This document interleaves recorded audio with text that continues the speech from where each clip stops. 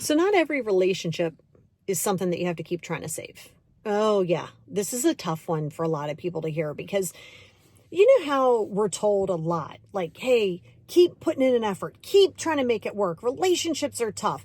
Relationships can be tough, but honestly, good relationships really don't have to be that difficult, especially if you have good communication. What's going to happen is when you lack communication, good communication, healthy communication, when that's lacking, you're going to keep grasping at straws just to try to make it better, right? You're like, okay, I got to make this work.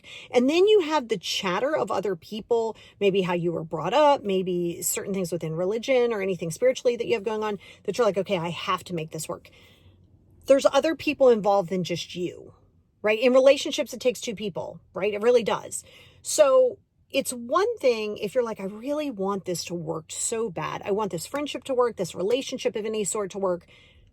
But you have to communicate to see if the other person wants that too. And just wanting it isn't enough, because you could be like, I really want to make this work. And they'd be like, me too. But it might just be a little bit too much work than what the other person or you are willing to give. And if you are checked out, this is for you specifically. If you are checked out, I don't care how much therapy you do, how many times you listen to somebody, it's going to be very, very, very difficult for you to just turn it around, right? Sometimes when we lose feelings, we can get those feelings back, but typically they're not going to be the same as they were. And no, at the first sign of something negative, you don't just go, oh my God, this is hard, I'm out. Well, no, you don't do that, or you're going to be single for the rest of your life. You're going to be by yourself for the rest of your life. But where it comes into play is for you to remember that love sometimes is not just enough to keep something valid and around and healthy. You can love from afar, and sometimes you have to know when to give up. Like when it's time to just walk away. It's not giving up, it's walking away. Sometimes you got to do that. Every relationship's not salvageable. You see this a lot. And it's also a form of gaslighting, right? When people are like, it could be your mom, it could be somebody's like, no, you were in a commitment. You must make this work. Okay, well, I don't want to. Like, what if you don't want to? I don't want to. Like, oh, well, that's not a good enough reason. It is a good enough reason. And if you're staying in something, and I have clients who are older, in their late 70s, early 80s, early 90s. And I've asked the question because I was like, it seems like relationships were better, or they had more longevity back in the day, right? And they're like, well, yeah, that's because people it was like looked down upon to leave. When you got married or you got in a relationship, this is how it was. This is good, bad, and different. Here we are. Yeah, the good and the bad is here. But just because the other person wants to make it work, you may be checked out. You may be like, oh my God, I don't even want to go through the motions. Somebody is going to get hurt in a relationship. That's just how relationships work. Rarely, I was going to say my first husband and I think we dissolved pretty amicably, but it was more my doing. So he was probably more hurt than I was. We were both like, sucks. But like, he was probably more hurt than I was by a little bit, if much.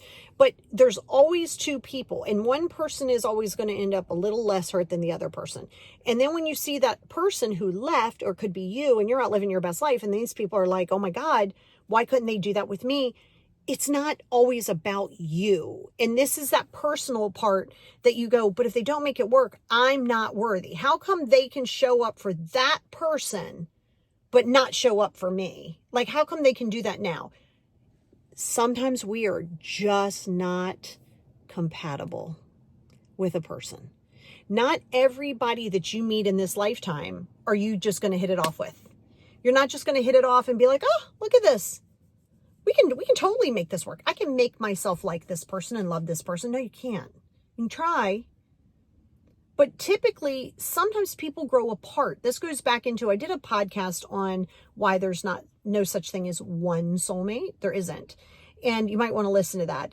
I also have it on here on YouTube as well. But, it's something that you got to get clear in, because if you're constantly thinking that you got to make it work with this one person, you can try. But again, there's two people. And typically, it's really difficult for relationships to live in a 50-50, right? Some days you're going to pull 90% of it. Some days they're going to pull 100% of it. Some days you're going to pull it. Like, it's different. But everybody has a different need and want. And as you go on your growth journey, I say this to all of my clients when they first come to me, day one on the computer. One of the first things I say is, listen, on this journey, the same people who we're talking about now may or may not be on your journey, right? Because sometimes as you're doing more work on yourself, if the other person isn't there yet, you don't judge them. You're going to want more things. You're going to need more things. You're going to value different things. This person may not have the capacity to give that to you. And yes, I didn't say you don't have the capacity to give it all. I said to you. They just might not want to give it to you. Yes, that can bruise your ego. That's what hurts, is bruises your ego, especially when you see their capability with somebody else. It's not always a personal thing. And it doesn't mean that you're not worthy. It doesn't mean that you're not, like you lack the lovable gene. Like, that's not true at all. It literally just means that you guys are not in alignment with each other. And just because you want something to work, you can't will it upon the other person to try to make them to want it to work as much as you do. And sometimes you both can want it to work, but it's just like it's wrong pieces in wrong places, you know? But the secret is to not feel obligated, right? At the sign of adversity or the sign of something negative, you don't just jump ship. No.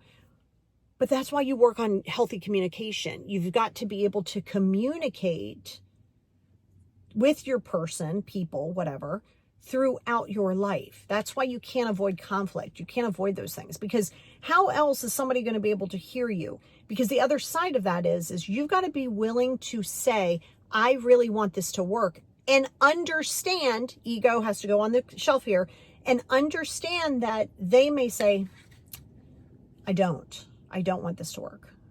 Don't try to force them to want it to work, and don't try to manipulate and guilt it, and don't let yourself be manipulated and guilted. Well, that's not what we signed up for. No, I know, but we've been doing this horse and pony show for the last 4 years, and we talk about it. We try to make these changes. It's not happening. There comes a point in time where you got to say, okay, the shelf life of this has got to go. And unfortunately, like I said, sometimes it's you that's getting hurt. Sometimes it's them that's getting hurt. Sometimes it's the both of you. But sometimes we are better with other people, and they are better with other people. And usually we're better by ourselves for a while first, right? But I don't want you to feel guilty, and don't allow mom or dad or your best friend or these people say, well, you signed up for this and you got married. Okay, no, most people don't get married and go, you know, maybe I'll get married for like 6 years and then I'll get out of it. Like, most people aren't doing that. Most people aren't going into marriage for that reason. Now, they can be going in for the wrong reason, but they're not usually going in on that reason. Okay. And so I think that's the important factor, is knowing. That's why you always want to know your why before you get into a relationship. That's why you always want to be friends with somebody. Voice how you feel, but understand that how you feel is not a fact. It is real to you.